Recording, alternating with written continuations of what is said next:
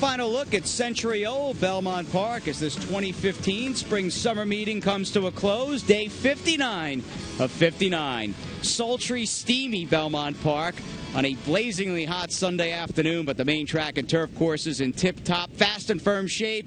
Got a couple of warm hosts, but everything else is okay. We're glad you're with us on MSG Plus. It's Victor Migliori, Jason Blewett alongside. And can you believe it, Mig? A Triple Crown winner produced this meet, and it is time to say farewell to Belmont. Well, not only is it about 90 degrees, the actual temperature, it's about 105 under these lights. And now we know why years past they said, the horse racing set said, let's head up to the Adirondack Mountains to race. Days like this makes us want to retreat up there. Cool evenings, cool mornings, even if the days are warm. And some good news regarding this entire week. Last week, not so much, with some retirement, some horses getting sick. American Pharaoh had his breeze yesterday out at Del Mar, going the 3/4 in 1:11. And how about this? Out of the blue today, California Chrome returning as a 5-year-old. Art Sherman announcing to the Blood Horse and DRF.com.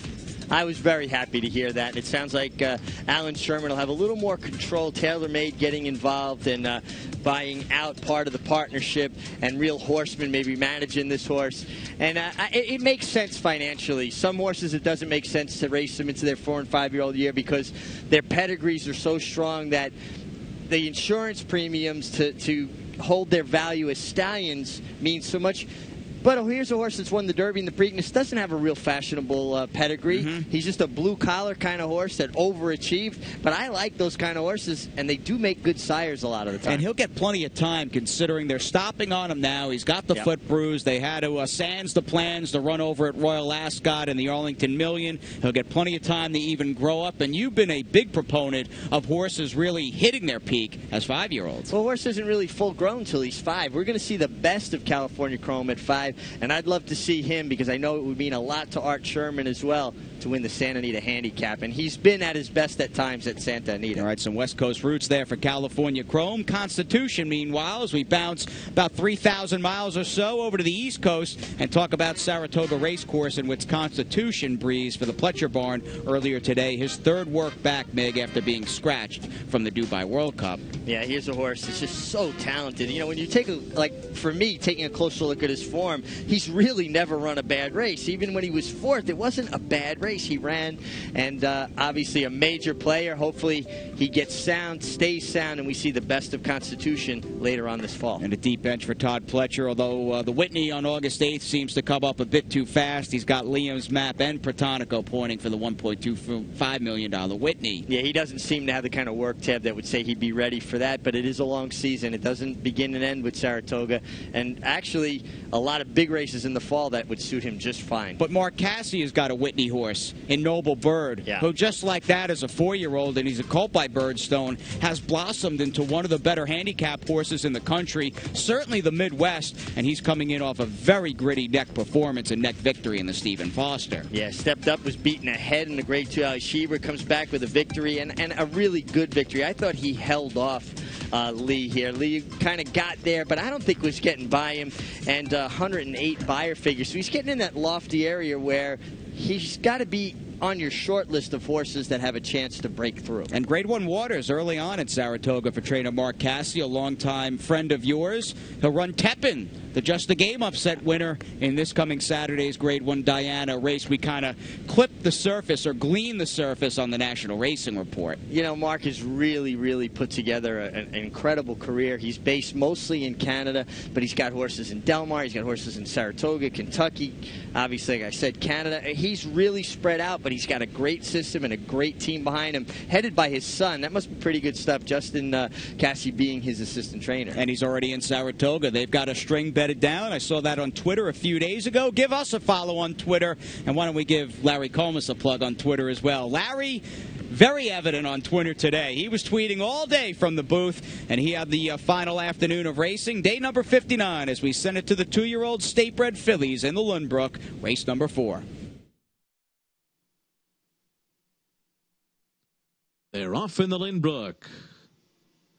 Wonderment on the outside is sent along with young Annalie from the inside up to grab the lead. It's these two early on, and they're clear of Sea Pebble, who came out running in third. Praying Mantis fourth on the inside. Crowd Control fifth by 2.5. The trailer is Bag of Tricks as the field races for the far turn. And it's young Annalie and Manny Franco in front of half a length. Wonderment second to the outside with a half mile to go.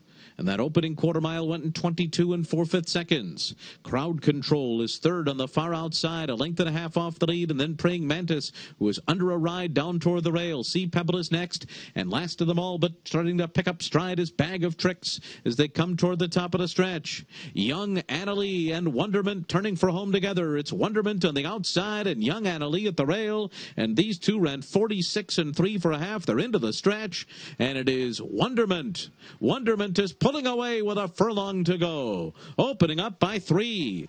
Young Annalie back into second, and it's a long way back to the others as they come down to the line.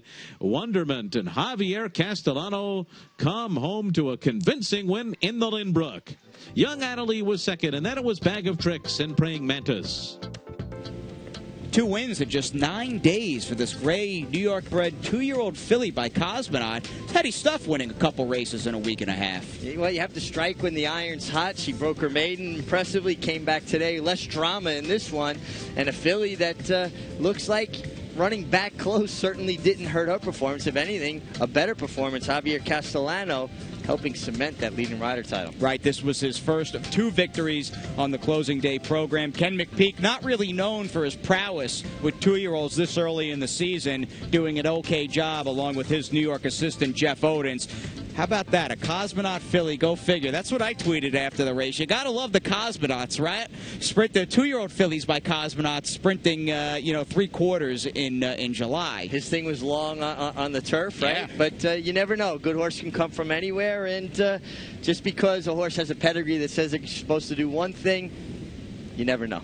Mandatory pick 6 payout. Let's get to the opening leg. We stay with the 2-year-olds. We'll bounce over to the Colts and Geldings, along with an interturf sprint, 3 quarters the distance. Field of 11. Todd Pletcher had 2. Christophe Coman had the favorite, and they were betting a few horses in the mid-price range, 6, 8, 10 to 1. Let's see what happened. Here's Larry down the backside. Manhattan Dan to the front. And then it's Jan's Reserve away running in second, a length and a half behind. Azar is away third. Then Hammer's Vision to the inside in fourth, followed by Call the Lord fifth on the outside. And then Noble Quality down toward the rail. Conscious Decision is in behind them. Break of another 2.5 lengths more. Back to Unbridled Daddy, who's moved up a few spots just outside of Rocky the Kid. And then it's Professor Zoom and Medici. 22 1 the opening quarter mile around the far turn. Manhattan Dan is the leader. Half a length on Jan's Reserve, who's second as they round the turn. Azar is third. And then it's Hammer's Vision on the inside. Noble Quality and Conscious Decision, followed by Unbridled Daddy on the far outside. They're coming to the top of the stretch. Manhattan Dan and Jan's Reserve, and Manhattan Dan's in front as they come into the final furlong. Jan's Reserve a length and a half behind, and now Hammer's Vision has switched to the outside for a late run and is closing in with every stride. Here's Hammer's Vision on the outside, running by the front runners, and Hammer's Vision and Joel Rosario will beat Manhattan Dan. And then it was Jan's Reserve and a good finish by Unbridled Daddy fourth. I like it. A couple of fairly new, under-the-radar turf stallions to start the show, and Cosmonaut in the Lynbrook. And this is the first horse I've seen in the Big Apple as a 2-year-old by Court Vision, a former BC Mile winner. Yeah, Court Vision excelled on the turf, and Hammer's Vision nails them right in the shadow of the wire. Brian Lynch said on our show here last week when we talked to him that he had 2-year-olds he liked. Now, he didn't name this one specifically, but if you were paying attention, you could have came up with this horse. I was thinking the same thing after the race at 9 to 1. A bold 3-wide run in deep stretch over a couple horses to his inside that ran okay. You've got Joel Rosario back from his suspension, win number 37 of the summer meet. In fact, we'll get Joel back in the gate alongside Javier Castellano, Irad Ortiz, and a few other top jockeys when we come back on this closing day getaway edition of Belmont Insider.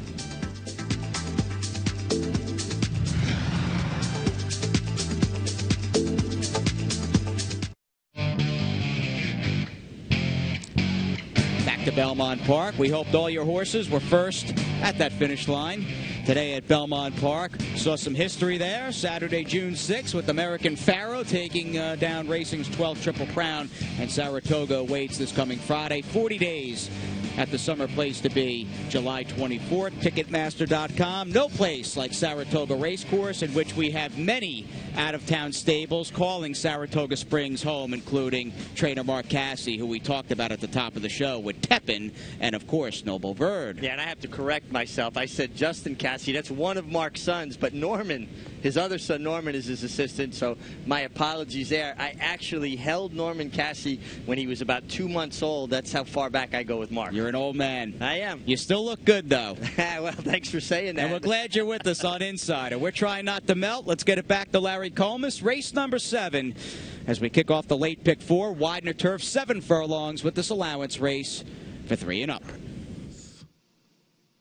Very slow start for Northern Trip. Secured position, came on well. Crescent Street's got speed too. And then it's on the inside, Sir Maurice and Patrol Like a Champion going up between horses. All his number is 5th. Then comes the Yank in 6th, followed by Social Rebellion. And on the inside, it's Uncle Micho. Then back to Ziggy the Great. Mark My Style is 8 lengths off the lead and 7 lengths ahead of Northern Trip, who's just loping along early on here. Sir Maurice up front.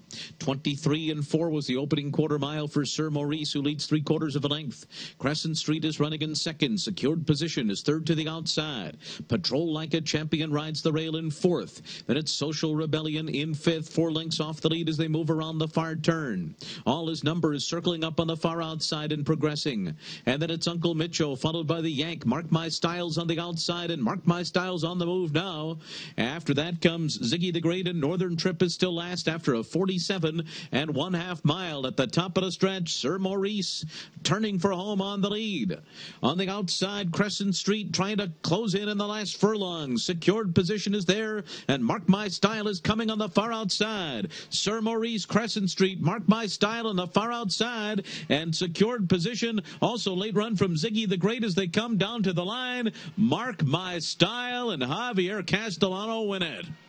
Over Crescent Street, Sir Maurice and Ziggy the Great. Back to Javier Castellano. A long stretch here on the Widener Turf, and Mark My Style needed every inch, it seemed, Mig, just up on the wire as the favorite in the 7th. Yeah, and secured the leading rider title for Javier with a great ride, well-timed ride. John Toscano had a terrific meet. Always nice to see them in the winner's circle. They're good people. They've been around forever, big supporters of the game here in New York. And what can you say about Javier, though? He's just been so consistent for so long. It scares me to think what might be in store at Saratoga for Javier Castellano, who's riding just lights out. He's, I tell you, Victor Espinoza has got that Triple Crown win with American Pharaoh, but, I mean, regarding numbers, Javier is a clear favorite to win a 3rd consecutive Eclipse Award. Win number 56 of the meet, and the winner, Mark My Style, a 3-year-old colt by Noon Mark. Race number 9, more New York breds in store. This was it on Big Sandy. The dirt racing came to a close this meet with the New York bred allowance for 3 and up versus 62,000, and most eyes were on the outside with Drama King. Drama King is away running in 3rd on the far outside, and then it's one-sided down toward the rail alongside of Lyrical Miracle. Gap of 2 to All About Ashley, right alongside of Majestic Guy as the field continues the run up the backstretch. It's 3 lengths more back to GR's Giant, and Repent Twice trails the field through a first quarter of 23 2/5 seconds. Up the backstretch they go. Colorado Grand Slam, Futurazzo, and the heavy favorite Drama King is just outside of them as the field continues for the far turn. Then Lyrical Miracle in one-sided 5th on the inside. 2.5 back to All About Ashley. Majestic Guy is after that. And then comes GR's Giant, and Repent Twice is far out of contention. The half was 46 seconds flat. Around the far turn, Colorado Grand Slam. And on the outside, it is Drama King. And these two are now nose to nose. And here comes one-sided into the picture now. Just 2 lengths off the lead and saving all the ground on the turn. Futurazzo is 4th on the outside as they come toward the top of the stretch. Drama King on the outside. Down toward the rail, it's Colorado Grand Slam. And Colorado Grand Slam's getting away from Drama King now. Drama King is dropping back. And here's One-Sided moving up alongside. And here comes on the far outside All About Ashley into contention too.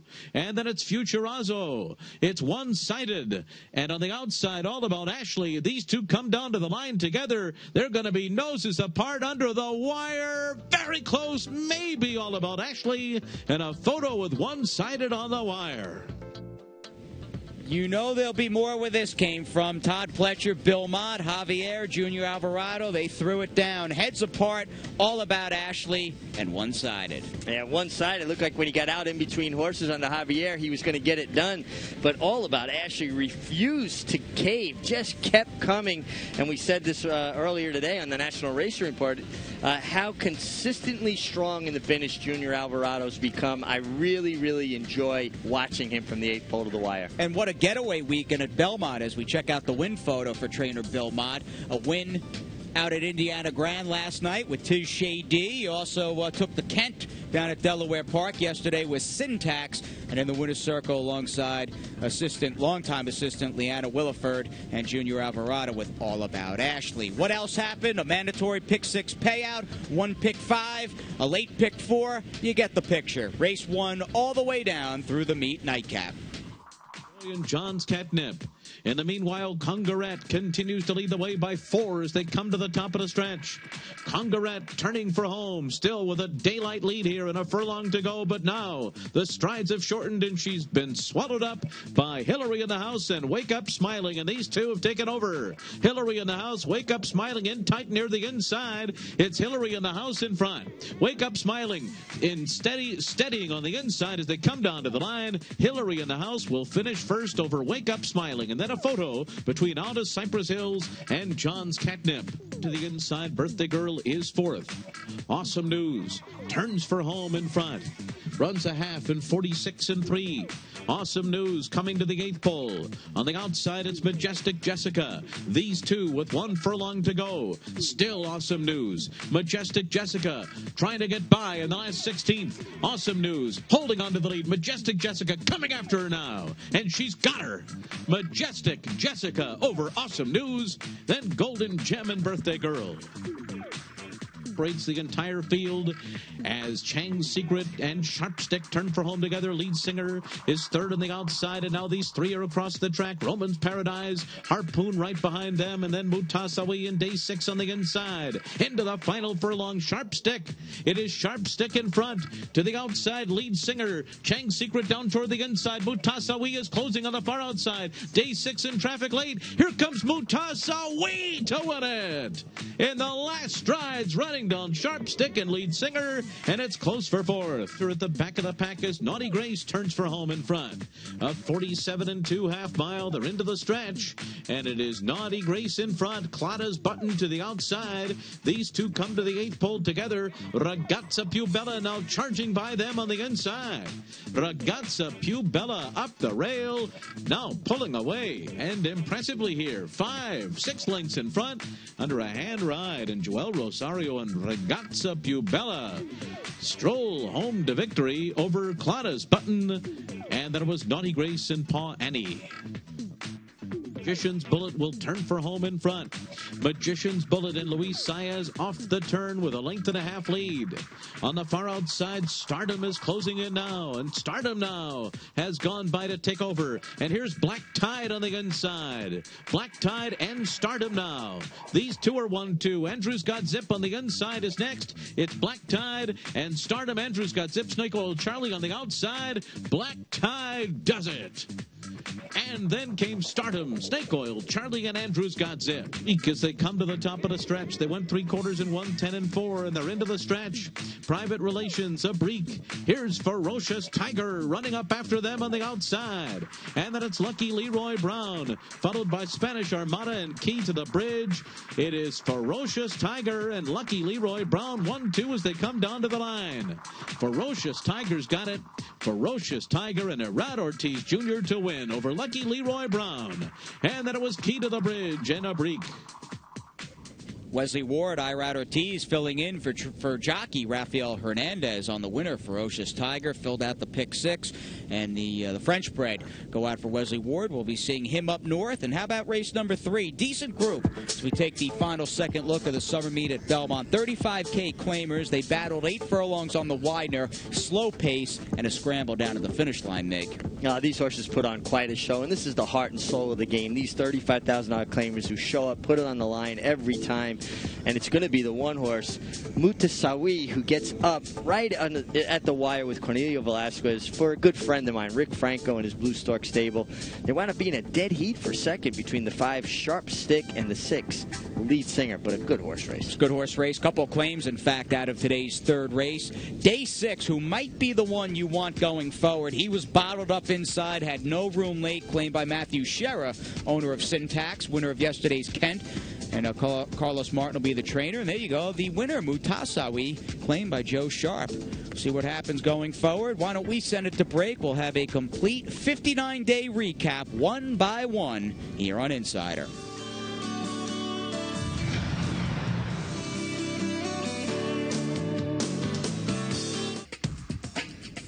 Only jockeys get closer to the action. The new look, NYRA.com. Watch, wager, and win. The 3 W's, a nice trifecta box there. And tell you, the new wagering interface, easy to use. A very slight learner's curve. And Mig, we talked about your ringing endorsement earlier today on the Racing Report. Yeah, so simple, even an ex-jockey can use it. I like that. And I am technologically challenged, so the fact that I can handle that and negotiate it, then you still are going to help me plug in my laptop when we get to Saratoga. I got you covered Thursday afternoon. Let's move on. In fact, we had a pretty deep jockey colony at Belmont Park, a lush green infield, and kudos to Glenn Kozak and his crew with this main track and the turf courses all meet long. But kudos to that man. Reigning Eclipse Award winner Javier Castellano. Quite a few highlights. They fill almost the whole page, and boy, oh boy, many races won and quite a bit of money in the bank. Yeah, tremendous meet for him. And I look at his purse earnings won in one meeting, 59 days, over $5 million. That might have led the country for an entire year when I started back in the day. I believe it. And third consecutive spring title here at Belmont Park for Javier Castellano, who got it by a nose or so over Irod Ortiz Jr., who did fine for himself. Steve Rushing represents that young man, and he'll be primed for a big Saratoga. 54 wins for Irod. His brother Jose right behind him. Joel Rosario Mig walked away with 2 wins on today's card. He really picked his game up towards the end of the meet. Johnny Velasquez was consistent throughout. Eric Cancel, an apprentice to keep an eye on up there. Yeah, what do you think about the Bug Boy going forward to Saratoga and Eric Cancel? Because it is such a different animal up there. Yeah, I like what I see, though. And obviously, he's hungry. He wants it. He's got the right agent in Angel Cordero, the right tutor in Angel Cordero. The one thing he has to work on is his ability to rate horses. I like everything I see, but he seems to have a little trouble getting horses to settle the right way. But that's something that'll come with time. Busy Sunday morning upstate at the spot for trainer Todd Pletcher and his 8th spring-summer training title right here at Belmont Park. He's got a bunch of stakes wins, and you talked about Javier banking over $5 million. How about 3.5, almost 3.6 for Mr. Pletcher? Yeah, just remarkable, and the percentage that he was hitting at, just on all cylinders. And if they weren't winning, they were running well. 83 horses, 1,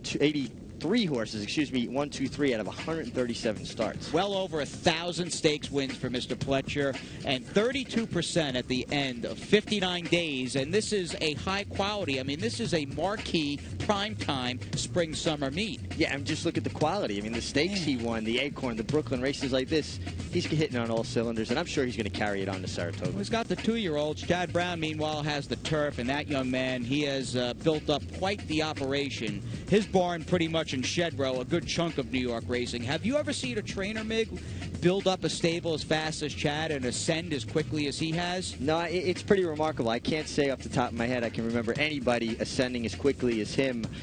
Should mention, Bill Mott really caught fire the last part of this meet. So good. He's just the classic archetype, the template of your traditional horseman. And Christophe Clement, also another big meet. David Jacobson, leading owner. He wasn't leading trainer. He had a good meet as a trainer, but leading owner, and Stalwalking Dude did some pretty good stuff. Stalwalking Dude did. He actually took over basically the reins from Salutos Amigos, who was on the sidelines up until coming back a couple of weeks ago down on the Jersey Shore. It's amazing what David can do with those older kind of geldings. We talked about the late, great Saginaw yesterday. It's remarkable what he can do and get horses to not only get back to their better races, races, he can get them to new tops. Yeah, I like the fact that he can get a horse to that form and then get them to hold that form for an extended period of time. Standings as we have: David Jacobson, Meek's leading owner, and we've seen a big increase in the number of horses that he owns outright. Michael Dubbs second with 11, Godolphin stable. We can run right down the list. Rapoli stable, Matthew Shera, new kid on the block. He has got a ton of horses, and hope he has a bang-up 6 weeks, 6.5 weeks at Saratoga Racecourse, and that'll do it for the owners with day number 59 in the chart books. Meet highlights, many to choose from. None, however, will top this. Wow, 90,000 in attendance, millions more watching at home, and racing's 12th Triple Crown champion. This was great to be here that day, to witness this just scintillating performance, history. This was the third time I was present for a Triple Crown winner. 37 years ago, I was here for a firm. I got choked up. It was surreal for me.